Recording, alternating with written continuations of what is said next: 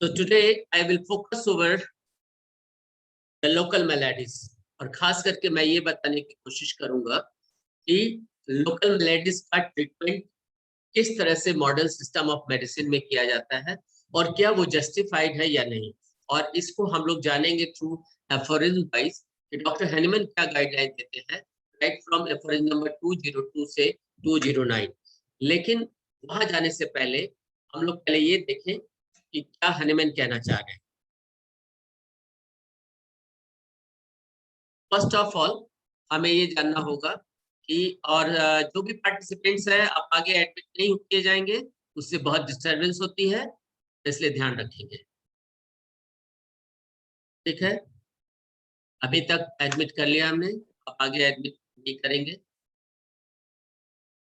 तो आप लोगों ने पहले से ही पढ़ा है कि फर्ज नंबर 172 और 173 स्पेशली डील करता है वन साइडेड डिजीज के बारे में, और इसमें बताया गया है कि क्रॉनिक डिजीज को ठीक करने में किस तरह से परेशानी होती है और वन साइडेड डिजीज में स्पेशली क्या परेशानी होती है।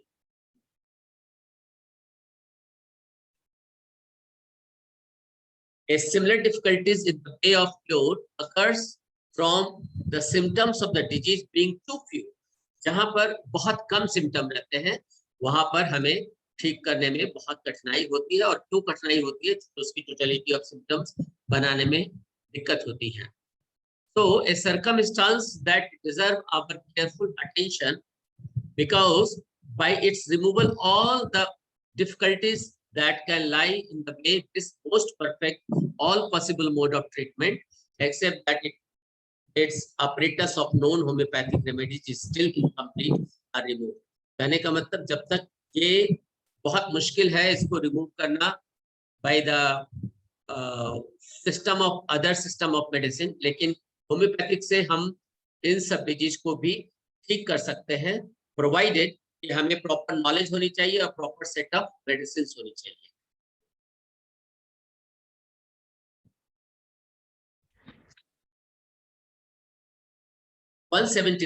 फर्दर अगर हम देखें तो only disease that seem to have but few symptoms and on that account to be less amenable to cure are those which may be termed as one-sided। यहाँ पे आ गई बात one-sided की, because they display only one or two principal symptoms which obscure almost all the others। They belong chiefly to the class of chronic disease। So one-sided disease का मतलब ये नहीं होता है, कभी भी हम यही बोल रहे हैं कि कई बार ऐसा होता है कि एमडी स्टूडेंट के इंटरव्यू में भी जब ये बातें पूछी जाती है सिलेक्शन के दौरान कि क्या आप वन साइडेड डिजीज के बारे में कुछ बता सकते हैं, तो वो लोग कहते हैं हाँ, जो half part of the body में रहता है उसको वन साइडेड डिजीज बोलते हैं। वो बहुत गलत आंसर होता है। वन साइडेड डिजीज का मतलब ये होता है वैसा डिजीज जिसमें ओनली वन और टू ही सिम्टम्स दिखाई देते हैं and other symptoms are not being shown to the by the patient, और वो सिस्टम के द्वारा भी एग्जिबिट नहीं किए जाते हैं। इसीलिए ऐसे डिजीज को होम्योपैथिक सिस्टम में वन साइडेड डिजीज कहा गया, क्योंकि वो एक या दो ही चीज सिम्टम को डिस्प्ले करते हैं। Their principal symptom may be either internal complaint। अब ये खास बात है, या तो वो अंदर रह सकते हैं, जैसे कि फॉर एग्जांपल जो डॉक्टर हैनीमैन ने लिखा है, headache of many years duration. एक पेशेंट है जिसको केवल लगातार कुछ भी प्रॉब्लम पूछने पे कहता नहीं मुझे तो सिर्फ हेडेक हो रहा है, of many years duration. A diarrhoea of long standing, लंबे समय तक किसी को डायरिया अगर हो रहा हो, और एक कोई पुराना हार्ट में पेन हो, कार्डियलिया हो, और it may be an affection more of an external kind disease of the later character are generally distinguished by the name of the local maladies। और इसको हम इस नाम से जानते हैं, लोकल मेलेडीज के नाम से जानते हैं, और किसको, जो एक्सटर्नल मैनिफेस्टेशन होता है। तो आज का जो हमारा फोकस है वो लोकल मेलेडीज के ऊपर है, उसके बारे में हम देखेंगे। अब आते हैं लोकल मेलेडीज पे। सबसे पहले आपको हमने बताया कि वन साइडेड डिजीज किसको कहते हैं। वन साइडेड डिजीज उसको कहते हैं जो वेरी फ्यू सिम्टम ही एग्जिबिट करते हैं, और अंडर दो सिम्टम्स आप लोग को ये मालूम है कि जो डिजीज होता है वो डायनेमिक होता है, और जब कोई हाई इंटेंसिटी का सिम्टम अगर प्रोड्यूस हो रहा हो तो ऑल अदर छोटे छोटे सिम्टम्स जो रहते हैं वो ऑब्सक्योर्ड रहते हैं, वो दिखाई नहीं देते, वो समझ में नहीं आते। ठीक उसी प्रकार से जैसे भगवान न करे किसी को एक्सीडेंट हो, लेकिन हम लोग एक्सपीरियंस कर चुके हैं या करते रहते हैं कि जब कोई एक्सीडेंट होता है तो सबसे पहले जो लार्ज वुंड है या जो बड़ी इंजुरी है वो हमें सबसे पहले दिखाई देती है और हम समझते हैं कि बस यही है, और अदर छोटे छोटे इंजुरीज हमें पता नहीं चलता है। लेकिन जैसे ही वो बड़ी इंजुरी थोड़ा सा कम होता है, उसका बैंडेज पट्टी होता है, पेन किलर खाया जाता है, जो भी किया जाता है, तो बाई नेक्स्ट फॉलोइंग डे हम अदर चीजों को भी ऑब्जर्व करते हैं, महसूस करते हैं, फील करते हैं कि अरे ये तो यहाँ भी चोट था, यहाँ भी लेसरेशन है, एटसेट्रा एटसेट्रा। तो कहने का ये मतलब है कि ये बाय नेचर ऐसा है कि डिजीज डायनेमिक होता है, तो एक डायनेमिक इंटेंसिटी बहुत लार्ज है, तो अदर जो छोटी छोटी छोटी छोटी जो इन्फ्लुएंस है वो नहीं दिखाई देते। यही वजह है कि जब किसी को माइग्रेन होता है या किसी को एक यहाँ ट्यूमर होता है, माइग्रेन इंटरनल की बात कर रहे हैं, तो उसको अदर सिम्टम नहीं समझ में आता है कि उसको भूख में, प्यास में या और अदर बॉवल में क्या कॉम्प्लिकेशंस है, एकदम नहीं समझ में आता है। उसी प्रकार से कि ऑल अदर सिम्टम्स ऑब्सक्योर। अब जैसे ही हम लोग माइग्रेन का ट्रीटमेंट शुरू करते हैं, जैसे ये थोड़ा डाउन होता है, अदर छोटे छोटे छोटे सिम्टम फिर उभर के आते हैं, और तब सेकेंड प्रिस्क्रिप्शन में इसकी टोटलिटी बनती है और तब जाकर के प्रॉपर क्योर की तरफ हम जा सकते हैं। तो हमने क्या कहा कि वन साइडेड डिजीज इसलिए कहा जाता है क्योंकि उसमें 1 और 2 ही सिम्टम दिखाई देते हैं, और 1 और 2 सिम्टम क्यों दिखाई देते हैं, क्योंकि वो बहुत इंटेंसिफाइड रहते हैं, और क्योंकि वो इंटेंसिफाइड रहते हैं इसलिए अदर छोटे छोटे सिम्टम पेशेंट नहीं फील करता है, नहीं महसूस करता। अब आते हैं हम मेन चीज जहां पे मैं फोकस करना चाहता हूं, that is local melody. So among the one-sided disease, an important place is occupied by so-called local maladies. अब ये local maladies क्या होते हैं इसके बारे में हम जानेंगे। By which term it signifies those changes and elements that appear on the external part of the body, जो बॉडी के बाहर सरफेस पे दिखाई देते हैं और वन साइडेड के नेचर में रहते हैं। क्यों मैं बार बार वन साइडेड बोल रहा हूँ, क्योंकि बहुत सारी चीजें को मैनिफेस्टेशन अगर एक्सटर्नल बॉडी पे है तब तो वो वन साइडेड में नहीं है, लेकिन अगर कोई एक है, जैसे एक ट्यूमर, एक फिगवॉट या एक स्किन टैग या एक लार्ज कोंडेलोमाटा, अगर केवल ये एग्जिबिट हो रहे हैं तो इसको हम लोकल मेलेडीज बोल सकते हैं। जैसे कि कई केस में, जैसे स्किन के केस में हम देखते हैं कि कई इरप्शंस, इच इरप्शंस होते हैं। दूसरे केस में हम देख सकते हैं कोंडेलोमाटा होते हैं जो साइकोटिक रहते हैं। उसी तरह से शैंकर होता है जो जेनाइटल ऑर्गन पे आते हैं, वो सिफिलिटिक रहता है। इस तरह से वन साइडेड अपीयर। और ये सारे क्या है, ये सारे जो इंटरनल डिजीज जो अंदर हो रहा है उसका रिप्रेजेंटेशन है एक्सटर्नल बॉडी के सरफेस पे। ये खास चीज है जो हमें समझना है through the homeopathic system of medicine, जो कि मॉडर्न सिस्टम ऑफ मेडिसिन इसको बिल्कुल नहीं समझता है। सो till now the idea prevalent in the school was that these parts were alone morbidly affected. जो ओल्ड स्कूल ऑफ सिस्टम है वो क्या समझते थे कि अरे रे रे रे यहाँ पे एक ट्यूमर हो गया, केवल बस यही बीमार है, इतना ही पार्ट बीमार है, बाकी rest of the body part को कोई उससे लेना देना नहीं। एकदम गलत है, एकदम गलत प्रिंसिपल है। इसी के बारे में डॉक्टर हैनेमन ये कहना चाहते हैं that these parts were alone morbidly affected and that the rest of the body did not participate in the disease, और जो rest part of the body है उसको इस डिजीज से कुछ भी लेना देना नहीं है जो है लोकल। तभी तो मॉडर्न सिस्टम ऑफ मेडिसिन क्या करते हैं, हमेशा लोकल ट्रीटमेंट करते हैं। जैसे कहीं पे वॉट हो गया तो उसको लेजर से हटाने की कोशिश करते हैं, कहीं पे स्पॉट हो गया जैसे मिलाज्मा हो गया उसको एक्सटर्नली वो कई तरह का ऑइंटमेंट लगा के रिमूव करना चाहते हैं। इसी तरह से कई ऐसी चीजें हैं, जैसे अभी हमने बोला कोंडेलोमाटा है, हेमोरॉइड है, पाइल्स है, उसको वो लोग बाई नाइफ से सर्जरी करके हटाना चाहते हैं, सिर्फ ये सोचते कि बस यही पार्ट केवल बीमार है, बाकी बॉडी से कोई लेना देना नहीं है। वो ऐसा समझते हैं जैसे बाकी बॉडी के कंसेंट है ही नहीं, जबकि हकीकत और है जिसको हम नेक्स्ट रेफरेंस में जानेंगे। सो यहाँ पे लिखते हैं that the rest of the body did not participate in the disease, a theoretically absurd doctrine, यानी कि कम बकवास डॉक्ट्रिन है, इस तरह का थ्योरी बिल्कुल बेकार, which has led to the most disastrous medical treatment, और इसी वजह से बहुत ज्यादा डिजास्ट्रस यानी कि खतरनाक और बहुत ज्यादा उसका नुकसान झेलना पड़ रहा है। आज के डेट में भी सभी पेशेंट को ये एक भयानक मतलब भयानक रोग का जनक कह सकते हैं कि इस तरह का सोच रख करके, इस तरह का थ्योरेटिकल सोच रख करके कोई अगर ट्रीटमेंट प्लान करता है तो उसका क्या नतीजा होता है, वो बहुत बुरा होता है। 201 में लोकल मेलेडिस स्पेशली एक्सप्लेन किया गया। It is evident that man's vital force, यानी जो आप जानते हैं, क्योंकि हम और आप ये कंसीडर करते हैं होम्योपैथिक सिस्टम में कि डिजीज जो होता है वो कैसा होता है, इस बिल्कुल भी डायनेमिक होता है, और पहले हमारा वाइटल फोर्स डिरेंज होता है, और वो अगर इनकैपेबल रहता है क्योर करने में, तब जाके वो साइन एंड सिम्टम भेजता है, और साइन एंड सिम्टम के अनुसार से ही हम ट्रीटमेंट प्लान करते हैं, इंस्टीट्यूट करते हैं। ठीक है, so by this method we treat the chronic disease. It is evident that the man's vital force, when encumbered with the chronic disease which it is unable to overcome by its own power instinctively, क्योंकि हमने पहले भी आपको बताया है vital force का official duty क्या है कि हर ऑर्गन को करेक्ट रखना, एकदम दुरुस्त रखना, एकदम एडमिरेबल कंडीशन में रखना, यही उनका प्राइम ड्यूटी है वाइटल फोर्स का।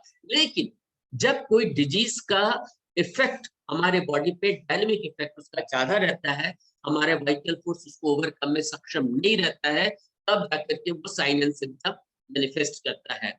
adopts the plan of developing the local maladies on the some external part।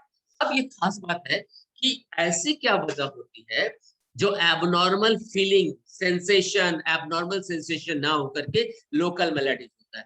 तो यहाँ पर डॉक्टर हेनिमन का ये कहना है कि जब वाइटल फोर्स इनकैपेबल रहता है तो हमारे वाइटल ऑर्गन को प्रोटेक्ट करने के लिए वो बाहर बॉडी पे मैसेज भेजता है थ्रू लोकल मेलेडिस कि हम हैं। जैसे हम आप सभी लोग अच्छी तरह से जानते हैं, क्योंकि आज आप 3rd ईयर में हो गए, आपको ये मालूम है कि कुछ इरप्शंस है तो सोना है, कोई एक्स्ट्रा ग्रोथ है, ओवर ग्रोथ है तो वो साइकोटिक है, कोई अगर अल्सर है या डीजेनरेटिव चेंज एक्सटर्नल सरफेस पे है तो वो सिफिलिटिक है। तो ये क्यों जानते हैं?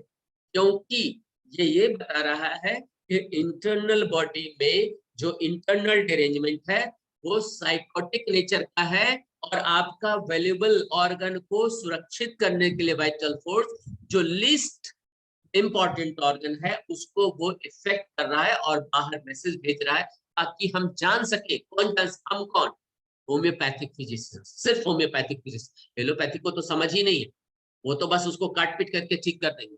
But we understand that this external manifestation is due to some internal derangement, some internal disease which are causing, but in the contrast of protecting internal organ, this manifestation has taken on the external part of the body, that is local malady on some external part solely for this object, that by making and keeping in a disease state this part which is not indispensable to human life, may thereby silence the internal disease, internal disease को silence रखता है, उसको progress होने नहीं देता है, which otherwise threatens to destroy vital organ. और नहीं तो अगर ये ऐसा ना करे तो वाइटल ऑर्गन हमारा kidney, liver, heart etcetera destroy हो सकता है, कुछ भी हो सकता है, अदर डिजीज हो सकता है, which otherwise threaten to destroy the vital organ and to deprive the patients of the life, और वो पेशेंट को अपनी लाइफ से अपनी जान भी गंवानी पड़ सकती है। And that it may thereby, so to speak, transfer the internal disease to the vicarious local affection and as it may draw it thither, क्योंकि ये ऐसा इसलिए करता है ताकि वो इंटरनल को प्रोटेक्ट कर सके। इसीलिए बाहर बॉडी के एक्सटर्नल सरफेस पे जब कोई मैनिफेस्टेशन होता है तो उसको हमको गलत नहीं समझना चाहिए, उसको समझना चाहिए कि ये एक इम्पॉर्टेंट इंडिकेशंस है कि उस बॉडी कैसे, कितना ज्यादा अफेक्टेड है, इस बात को हमको समझना चाहिए। ठीक है, 201 continue.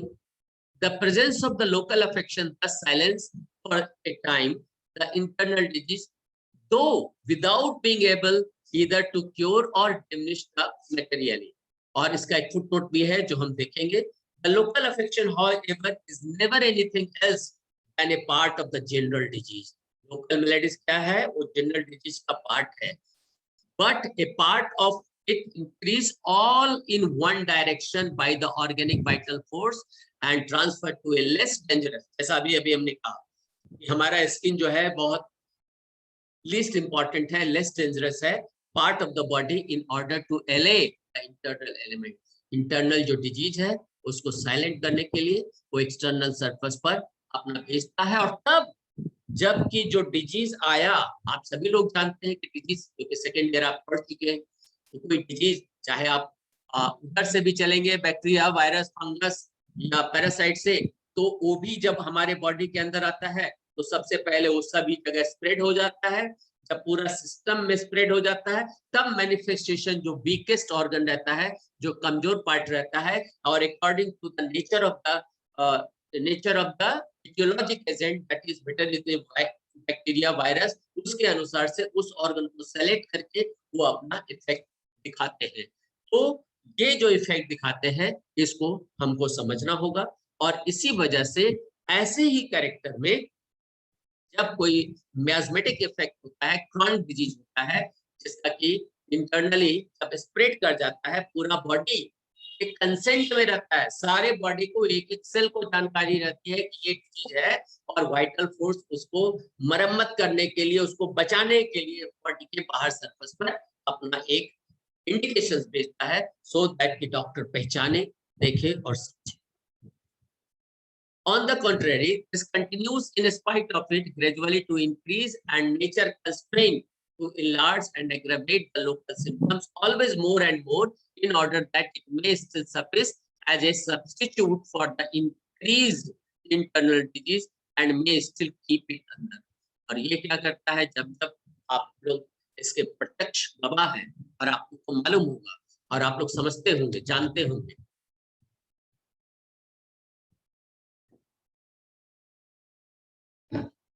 कितनी ही बार ऐसा होता है कि एक वर्ड को रिमूव किया जाता है, अनदर 2-3 वर्ड्स होते हैं, फिर नेचर का इतना ज्यादा, नेचर का मतलब वाइटल फोर्स ऐसा है कि जब कोई डिजीज को हम एक्सटर्नली रिमूव करते हैं तो खत्म नहीं होता, साल 6 महीने में पुनः होता है, और ज्यादा मल्टीपल में होता है, और ज्यादा वैल्यूबल पार्ट में होना शुरू हो जाता है, ज्यादा इंटरनल पार्ट में होना, जो प्राइवेट पार्ट्स बोलते हैं, वहां होना शुरू हो जाता है। इस फेनोमेना को समझना चाहिए कि डिजीज कभी भी बाहर से रिमूव करने से वो कभी रिमूव नहीं होता है। और जब हम आगे के क्लास में जब बताएंगे आपको, तब बताएंगे कि ये कितना ज्यादा क्रिमिनल चीज है कि कोई आदमी एक्सटर्नल सरफेस से किसी चीज को रिमूव करता है, यानी कि डिजीज के एविडेंस को रिमूव करता है, वो एकदम कल्प्रिट है, और इसके लिए उनको गिल्टी महसूस होना चाहिए। ये नेक्स्ट क्लास में हम बताएंगे, चूंकि अभी 201 को हम कंटिन्यू कर रहे हैं। Old ulcer on the legs get worse as long as the internal sora is uncured. जब तक इंटरनल सोरा क्योर नहीं होता है with the help of homeopathic medicine और internal medicine, जो एक्सटर्नल सरफेस पे जो अल्सर आया है वो वर्स से वर्स होता जाता है। द शैंकर जो कि जेनिटल ऑर्गन पे होता है enlarges as long as the internal syphilis remain uncured. जब तक सिफिलिस है, सिफिलिस का जो इंडिकेशन है, जो बाहर एक्सटर्नल सरफेस पे आया है, जेनिटल ऑर्गन पे आया है, वो अनक्योर्ड रहता है। तो ये एक खास चीज है जो आपको समझना पड़ेगा। उसी तरह से the fig bird increase and grow while the psychosis is not cured, whereby the latter is rendered more and more difficult to cure. और धीरे धीरे ये और ज्यादा डिफिकल्ट होते जाते हैं क्योर करने के लिए। ऐसा 6th एडिशन में कहा गया, just as the general internal disease continues to increase as time goes on. और ये जो इंटरनल डिजीज है, जब तक एक्सटर्नल बना हुआ है, अगर इसको छेड़छाड़ नहीं करते हैं तो वो बचाए हुए हैं इंटरनल, लेकिन अगर हम बार बार इसको रिमूव करते हैं तो बार बार वो प्रोड्यूस करता है, whereby it tries to protect it, but sometimes it happens that it cannot protect, and further a dangerous चीज हो सकती है लाइफ के साथ। The issues of the old school practitioner to something similar,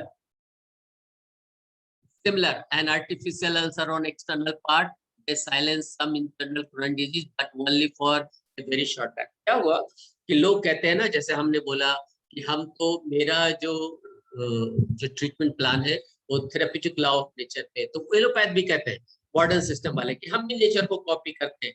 देखिए आपने बोला ना एक्सटर्नल सरफेस पे जब तक है बॉडी के कोई पार्ट पर है तो डिजीज इंटरनल साइलेंस रहता है। तो उन्होंने क्या किया, वो ये नहीं समझे कि हमें इंटरनल ट्रीटमेंट देना, उन्होंने क्या किया कि नहीं, अगर किसी को इंटरनल डिजीज को रिकवर कराना है तो बाहर से वुंड बना दो एक्सटर्नल सरफेस पे, बाहर एक कर दो ताकि वो बाहर का ही रहे और अंदर का डिजीज साइलेंस रहे, जो कि सबसे ज्यादा गलत है और ये और भी खतरनाक हुआ। As long as they cause the painful irritation to which the sick organism is not used, क्योंकि जो बाहर से एक्सटर्नली बनाया गया है वो ऑर्गेनिज्म उसके यूज टू नहीं है, इसलिए उसको और ज्यादा परेशानी होती है without being able to cure them.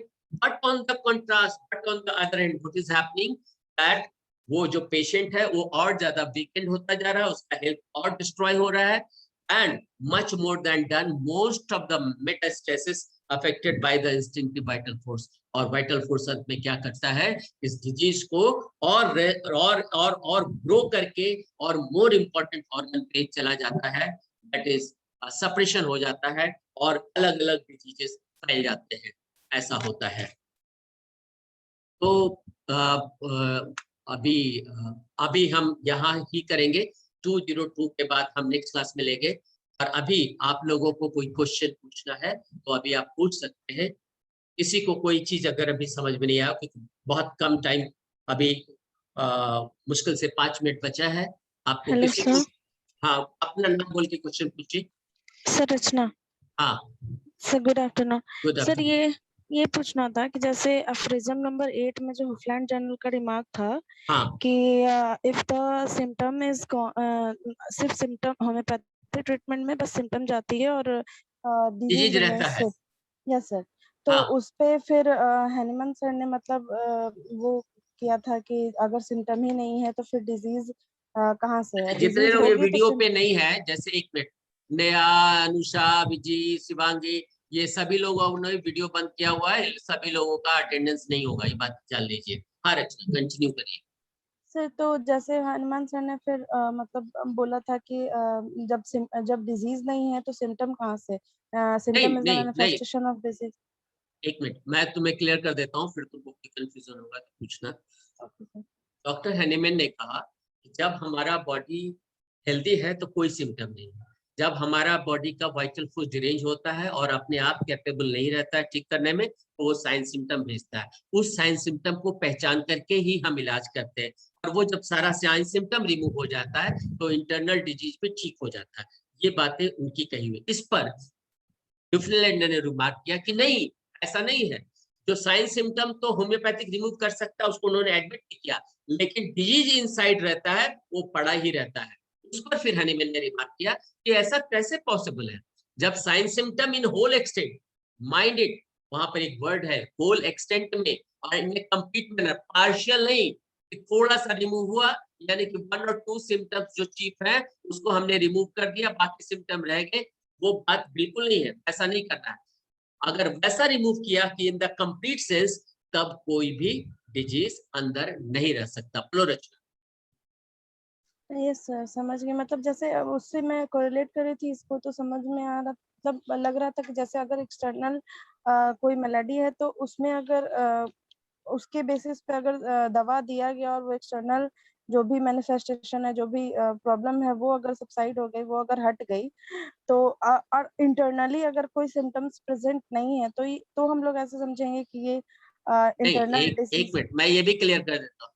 जब हमारा जो अभी लोकल मेलेडीज की बात बोले कि वास्तव में डिजीज इनसाइड बॉडी है, इंटरनल ऑर्गन में है, और उसका मैनिफेस्टेशन बाहर आया है, ये हमारे लिए होम्योपैथिक फिजिशियन के लिए ये पहचान है कि ये साइकोटिक है, ये सिफिलिटिक है। और जब हम उसको एक्सटर्नली रिमूव नहीं करते हैं और इंटरनल मेडिसिन देते हैं on the basis of totality of symptoms, और तब वो उस इंटरनल मेडिसिन से जब एक्सटर्नल सरफेस से अपने आप रिमूव होता है, then we should understand that we have cured the patient not from externally but internally also.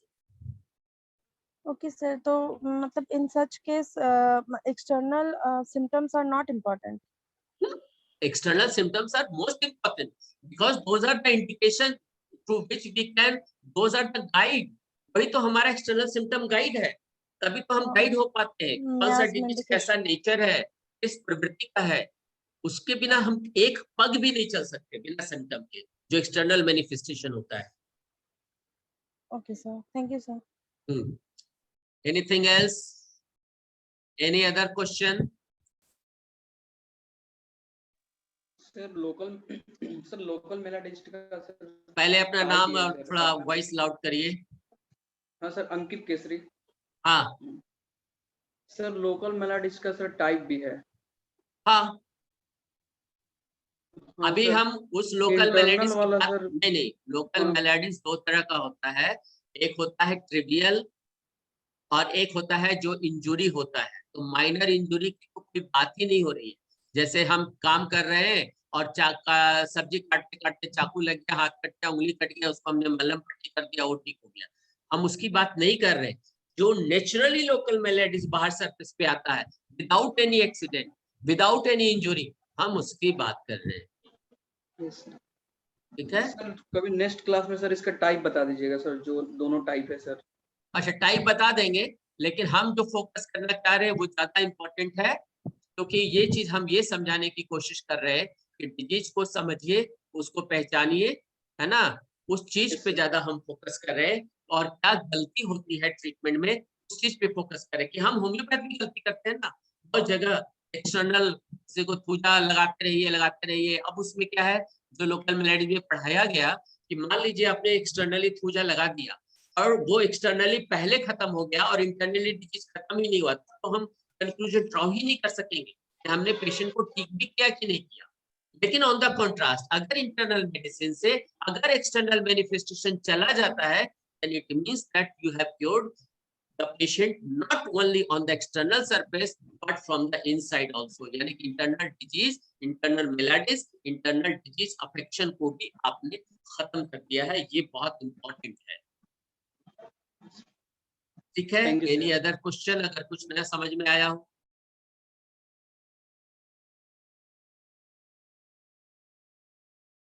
कोई भी?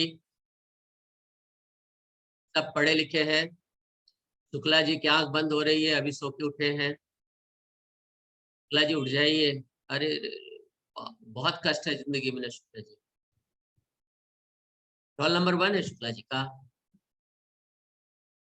नहीं, रोल नंबर तो 81 लग रहा है। बोलिए, एनीथिंग एल्स? कुछ पूछना है? हेलो, आपको तो दे रहे टाइम। हाँ, गुड आफ्टरनून सर। नेम?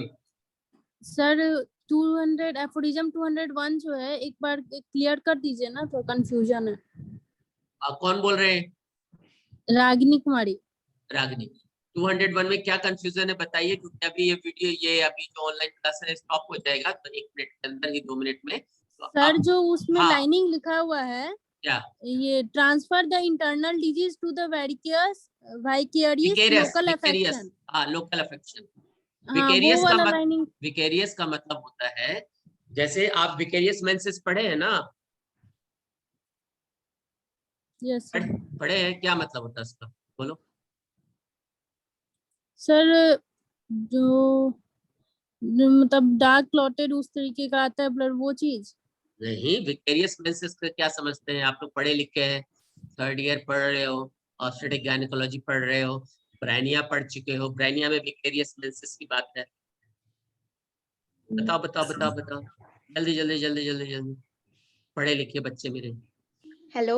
हाँ, सर बताए, विकेरियस मेंसुरेशन जो होता है कौन वो बोल रहे? जब अंकिता सर। हाँ, बोलो। सर विकेरियस मेंसुरेशन जब होता है, जब ब्रानिया में भी है, जब नोज में चला जाता है एंडोमेट्रियम का टिश्यूज, हाँ, और शिफ्टिंग हो जाता है सर, वो कुछ नहीं। हाँ, चाहे बस आई बस बस यही एक ही पॉइंट, कि जब एक डिजीज का दूसरे जगह पे मैनिफेस्टेशन आने लगे उसको विकेरियस बोलते हैं, है ना? जो यूटेरस में होना चाहिए थी लाइनिंग के लिए, वो नोज पे हो रहा है और नोज से ब्लीडिंग हो रही है in spite of menstrual bleeding, तो इसी को विकेरियस बोलते हैं। तो यहाँ भी वही विकेरियस का मतलब है कि उसका जो इंटरनल डिजीज कहीं और जो होना था, उसका एक्सटर्नल सरफेस पे आया है as a sense of vicarious. ठीक है रागिनी? Ragini, yes sir.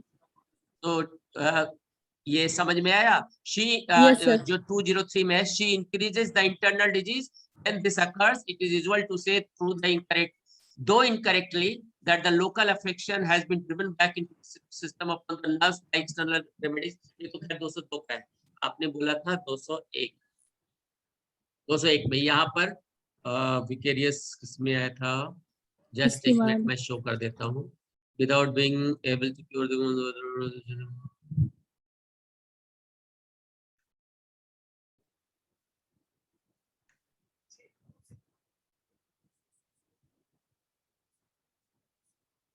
ये but a part of it increases all direction by the organic force and transfer to a less dangerous external part in the body in order to internal ailment. Here आया on the contrary, more order is still sufficient to substitute for the increase of the internal disease, may still keep under, and this is in respect of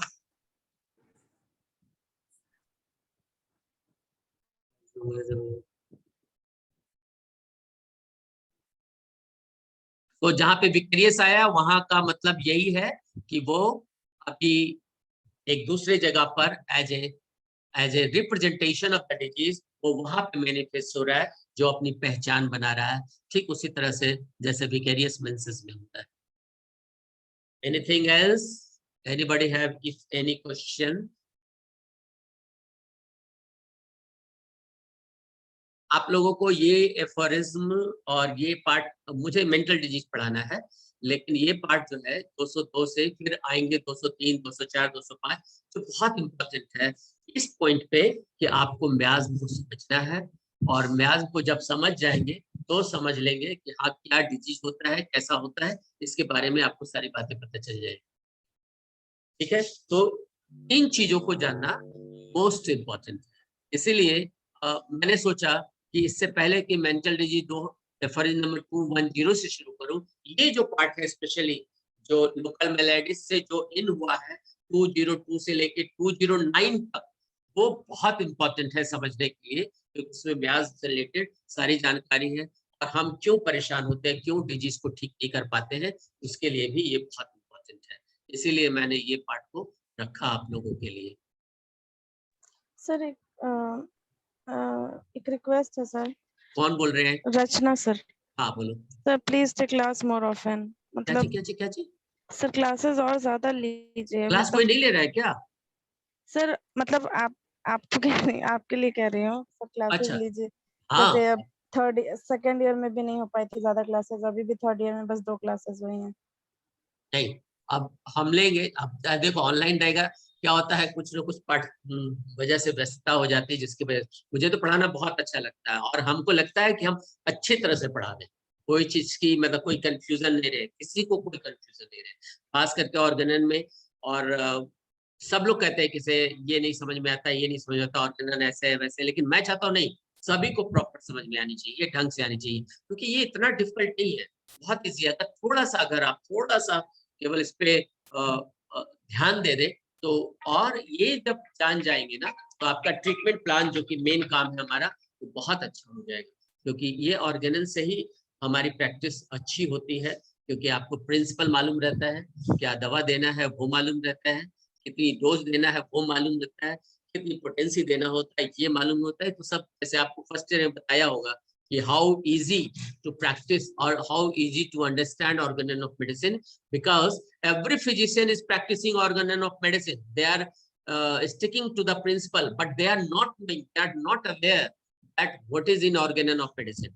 So organon is a subject, gives the techniques of the cure. ये main चीज, तो techniques है, create कर सकते हैं, किसी को belladonna बैनिया देके हम कुछ भी कर सकते हैं, आराम दे सकते हैं, but to cure a patient, so what is the techniques behind that? That is hidden and that is lying in the organon of medicine. अगर हम ठीक से पढ़ ले, समझ ले, तो कोई दिक्कत नहीं होगी, कोई कठिनाई। ठीक है, और अगली बार से क्लास में सभी लोग जल्द आ जाएं। जैसे अभी मैं देख रहा हूँ, आप लोग बोल दीजिए शिवांगी 100 रोल नंबर अभी आई है 5 मिनट पहले, तो I will not allow her to admit in this class because it is going to finish. और किसी को कोई क्वेश्चन पूछना है तो पूछ लीजिए फटाफट, क्योंकि आज पहला क्लास था इसलिए मैंने सोचा कि हेलो सर, हमसे बात कर ले। हाँ कृष्णा बोल रहे थे। हाँ बोलिए कृष्णा जी। सर बोले हैं जो हुकलैंड का कमेंट था सर और एनिमल का कमेंट क्या नहीं सुनाई दे रहा, फिर से बोलिए। सर हुकलैंड का जो कमेंट हुआ था सर, हाँ डिफरेंट और सर तो उसमें भी जो बहुत सारी चीज को लेकर बोला जाता है, जैसे क्या आवाज आती है चली जाती है, ठीक से बात करिए। सर डायबिटीज है या हाइपरटेंशन है जिसको साइलेंट डिजीज बोला जाता है, जो क्लिनिकली जब हम लोग देखते हैं और उससे पहले कोई भी साइन और सिम्टम नहीं मिलता है, लेकिन जब उसका इन रिजल्ट हम लोग को मिलता है केस में, तो उस समय भी तो डिजीज साइलेंट स्टेज में होती है जब कोई भी साइन और सिम्टम। डायबिटीज को आप ले रहे हैं, डायबिटीज को क्यों ले रहे हैं इसमें? सर लोकल मेलेडीज में सर लोकल मेलेडी में हम वन साइडेड इसके ले रहे हैं क्योंकि सर उससे पहले हमें कोई सिम्टम तो नहीं मिलता है। आपकी आवाज क्लियर नहीं आ रही है कृष्णा जी। आप ऐसा करिएगा, नेक्स्ट क्लास में इस क्वेश्चन को रखिएगा, ठीक है?